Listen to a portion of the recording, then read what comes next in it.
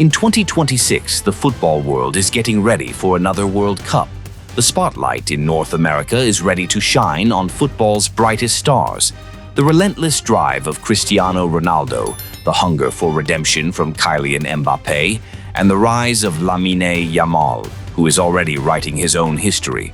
But amid all that brilliance, there's a painful silence surrounding one name: Neymar. A genius who once made the entire world hold its breath with every touch of the ball now finds himself facing a harsh reality, sidelined by the very jersey he gave his youth, body and soul to. When Brazil's squad for the March friendlies against France and Croatia was announced, it sent shockwaves through the football world. Carlo Ancelotti made the bold call to leave Neymar out. And this wasn't just another routine selection. This was the final test, the last doorway before the Seleção locks in its 26-man squad for the journey to North America. Ancelotti may have told the media that the door is never closed for Neymar, but his actions said something very different. He chose the future over the past. He chose players like Endrick, Igor Thiago, and even fresh faces like Ryan. The Italian coach wants players who are physically perfect, machines who can run non-stop for 90 minutes. And at 34, with a body marked by injuries, ligament surgeries, and constant setbacks, Neymar no longer fits that profile. His World Cup dream, his final shot at lifting the most prestigious trophy in football, now hangs by a thread, fragile against the storm of a new generation. Faced with this reality, Neymar couldn't stay silent. At a recent media event, there was sadness in his eyes, but also pride. The look of a legend who knows he's been hurt, but hasn't given up.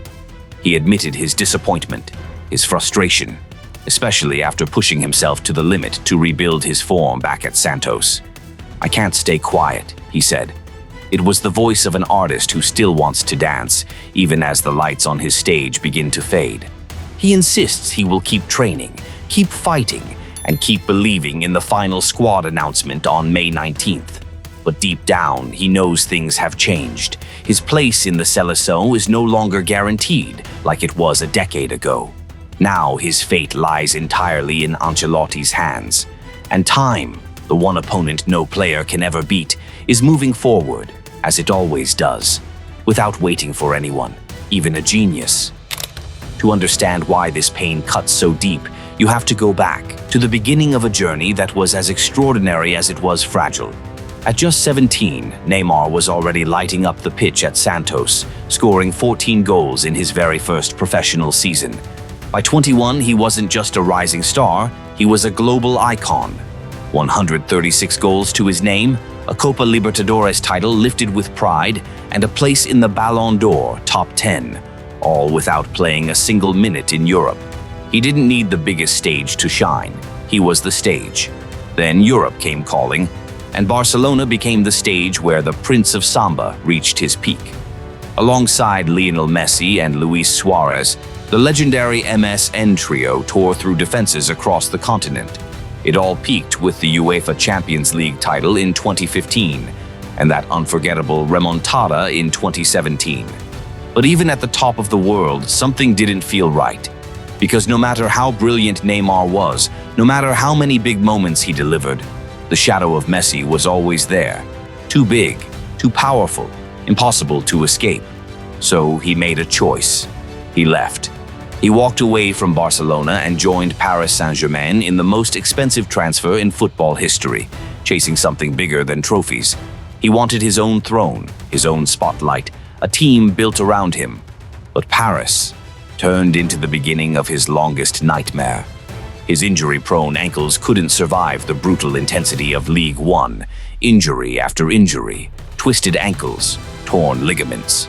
The artist who once danced past defenders became a spectator, watching from the stands more often than playing on the pitch. 10 years in Europe ended not with glory but with regret.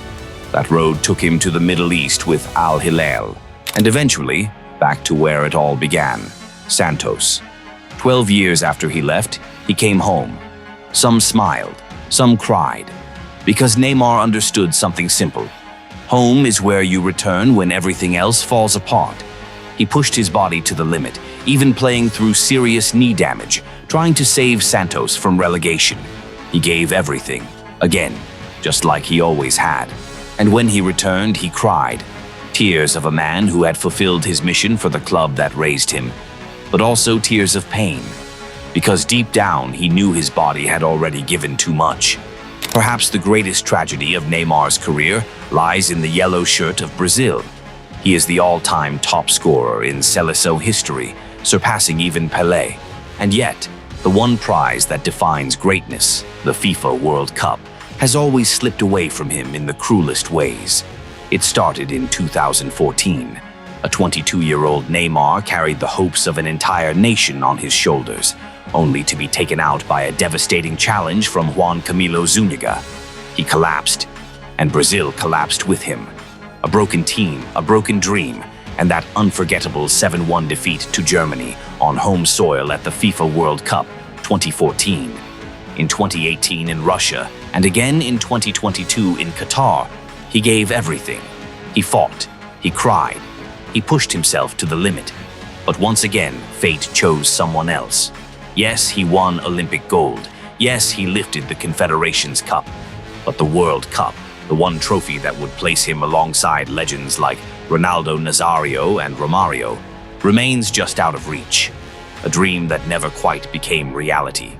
Now, with the 2026 World Cup approaching, Neymar's journey with Brazil feels like it's reaching its final chapter, but not in the way anyone imagined. Not a glorious farewell under fireworks, not one last dance on the biggest stage, but a quiet, lonely ending on the sidelines. Carlo Ancelotti has chosen youth, energy, hunger, players like Endrick, Luis Henrique, and Ryan, young talents burning with the desire to prove themselves, and he's willing to move on from a Neymar who is still fighting to rediscover himself at Santos. Because the truth is brutal. Elite football has no space for nostalgia, no room for old stories or past glory. Brazil may lose a soul, the World Cup may lose a bit of its magic, but the game will move on anyway. And maybe, in the end, that's why we love Neymar. Not because of numbers, not because of trophies, but because of that feeling. The way he made you hold your breath, waiting for something special every time he touched the ball. The kind of feeling only true artists can create. He is the last true symbol of Joga Bonito, a footballer who didn't just play the game, but danced through it, even as life threw challenges at every step. Maybe Neymar never really leaves the hearts of the fans. He simply becomes a memory, a reminder of a time when football was more than just results, when it was emotion, beauty, and pure joy. A career filled with brilliance, yet somehow unfinished. An ending that doesn't match the dreams of a nation, but one that feels painfully real.